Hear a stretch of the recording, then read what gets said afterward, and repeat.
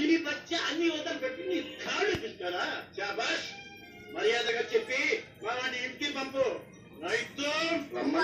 రమ్మంటానికి నేనెవరి వస్తే తీసుకువెళ్ళు.